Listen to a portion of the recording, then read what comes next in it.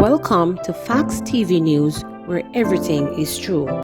Church members toil in search for mobile woman swept away by flood waters. Members of the Mount Salem Seventh-day Adventist Church toiled yesterday in search of 68-year-old Beryl Walters, the woman who was swept away by flood waters in St. James last week.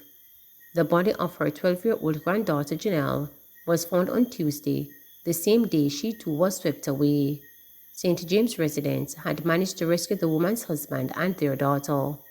Yesterday, amid showers, church members turned out in full force to comb the banks of the Montego River.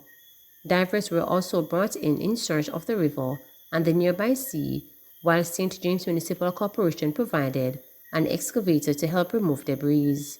Members of the corporation, the Cornwall Bar Association, and the local fishing community also turned out. Church member Leon Swaby told reporters that congregants were divided into groups.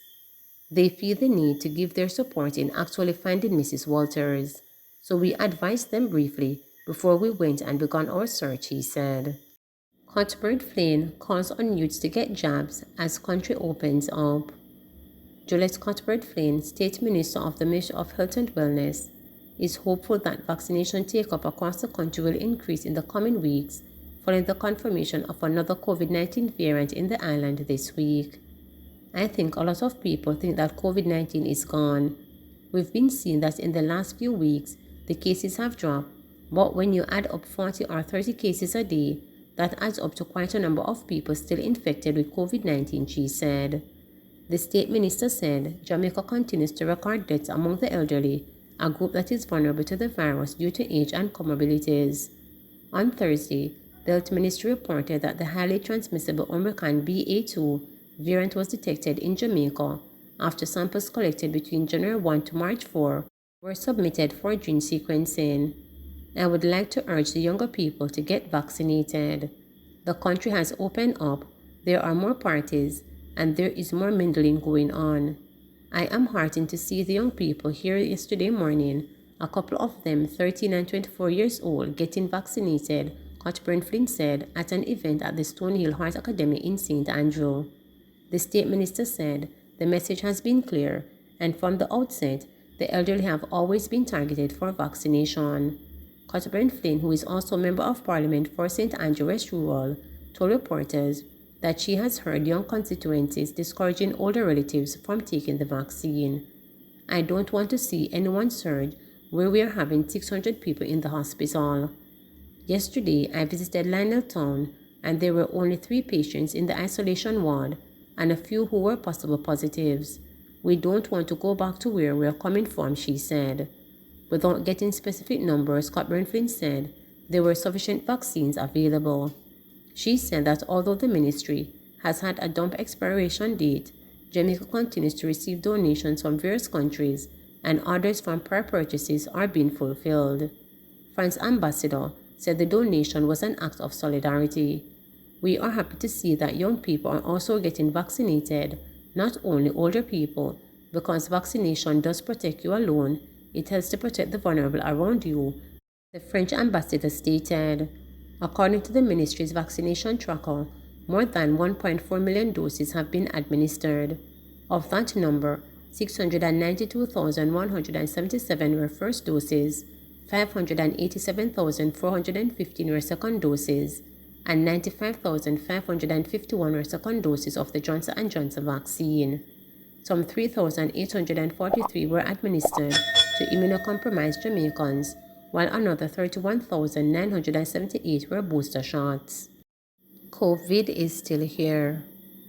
Relaxation of COVID-19 requirements has generated mixed views, some glad for the reduced, while others, especially the elderly with comorbidities, are taking no chances with the viral disease that has caused havoc worldwide, killing millions.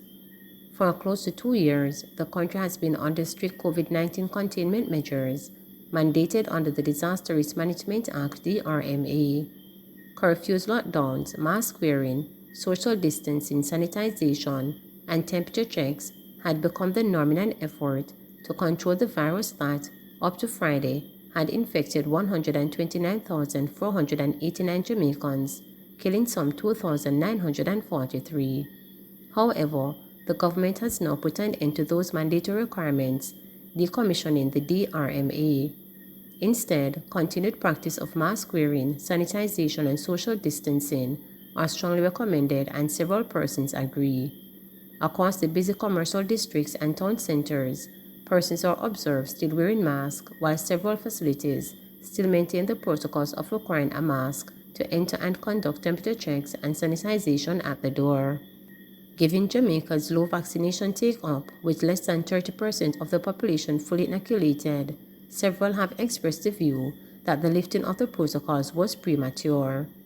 In spite of the fact that Jamaica has to stock more than adequate supply of COVID-19 vaccines purchased and donated, a large percentage of Jamaicans are still vaccine hesitant for a number of reasons. Some vaccines will expire shortly and may have to be dumped, reporters were told. Health and Wellness Minister Dr. Christopher Tufton encouraged persons to get vaccinated, adding that he was heartened with the Jamaicans who are still wearing masks, although it was no longer mandated. I am very encouraged by the fact that many persons are still wearing masks. What it shows is that they are still taking responsibility. There has been a lot of noise around the narrative about what caused it COVID-19 and how to control it, with special interests defending their position solely and not giving much thought to the greater good. The fact that there is still wearing of masks is a recognition that there are still many who recognize the benefits, he said. After 2 years, it should be well known the risk involved and how the virus is spread, the consequences involved, particularly for those with comorbidities. Tufton continued, there are pros and cons to the lifting of the requirements, among which is the return to a sense of normalcy on one hand and the burden it has placed on the mindset on the other hand. As a government, you have to balance the issues and address some of the side effects that have occurred. The main con is that if there is a surge, what I have emphasized is that we have always tried to pivot around this virus and its management. We are willing to change depending on the examination of the risk. For him, the risk is measured by the positivity rate. If the risk were to show signs of picking up and we monitor trends globally, then we have no choice but to use the Public Health and Quarantine Acts, which can be utilized if it becomes necessary, he said. The opposition is among those critical of the government's decision to abandon the DRMA, particularly in regard to mask wearing. Opposition spokesman on health Dr. Maurice Guy said the wearing of masks indoors should be maintained, given reports of increased transmission in the source markets from where Jamaica gets most of its tourists. I cannot understand why the removal of masks, especially in the enclosed spaces, has been downgraded from mandatory to recommended. You remove that, yet you say the DRMA is no longer operational, but certain of the measures are substituted under the Public Health Act and can be incorporated, he said. Yet you have a respiratory virus that is transmissible by airborne droplets. What nonsense is this? It defies medical science. A mask is effective in helping you stop the spread. It may not be 100%, but it helps the risk of contracting better than washing your hands. Guy has also raised concern about the late acknowledgement that a third COVID-19 variant was detected in samples collected since January. What we have is month-old samples and month-old results, Guy said on Friday, adding that the primary reason for the government purchasing the machine was to get a faster turnaround time of results. Tufton said the delay could have been human resource related, but he could not be definitive. Guy said he was waiting to see what is the new thrust about the vaccine program. He said that some AstraZeneca vaccines may be expiring at the end of this month. Johnson & Johnson has a 2023 expiration date, he said.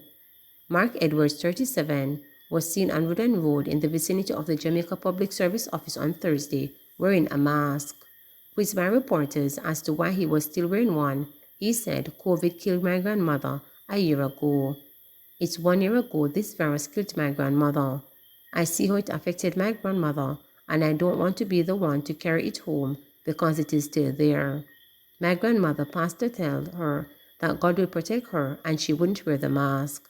So my grandfather is all I have left. "It's them raised me," he said, adding that he was on his way to pay light and water bills. Owner-operator of Three Angels Pharmacy in Mandeville, Ron McNeil, said there was a relaxation of COVID containment practices long before the lifting of the DRMA. "I am not seeing much mask wearing in Mandeville. What I admire, though, is that everybody that comes into the pharmacy still wears a mask. What I promote is the personal responsibility aspect. The knowledge is there, COVID is there, so take personal care," he told reporters last week. McNeil said evidence of what is happening elsewhere in the world shows that it is just a matter of time before another variant is discovered. "Don't fool yourself, we are not out of the woods. There is no need to jump up and clap. Still be vigilant because this virus has so many dimensions. We have some mild, though highly transmissible variants now, but we don't know when a killer variant like the Delta will emerge," he said. McNeil expressed concern that Jamaica may be moving too fast too quickly. "I would have hoped that the mask at least remained, especially in closed spaces. If you are on the road or at the stadium, yay, but in closed spaces, it should remain. It's a virus. I would prefer if they said, if you are going into a man's place, if you're going on a bus, put on your mask," he said. On Friday, Senator President Tom Tavares Finley told senators that they should continue wearing their masks while in the chamber because of problems with airflow. As it relates to schools, Education Minister Favour Williams said that mask wearing requirement was lifted for students. However, Tufton said that he did not envision any confrontation with students, parents, and schools over the issue. If the parent insists that his or her child or children wear masks to school, then the school should not have a problem with that. "That is a parent or parents taking personal responsibility, and I encourage that," Tufton stated. Jamaican Urban Transit Company JUTC Managing Director Paul Abrams said with the lifting of the DRMA, the company cannot enforce the once mandatory mask wearing for commuters. "I don't think we can mandate anybody to wear masks, but we do encourage it, and that is a message in our advertisements. We encourage both our staff through education and commuters to wear their mask, but it is now an issue of personal responsibility," Abrams told reporters. Please remember to subscribe, like, share, and click the notification bell for daily updates.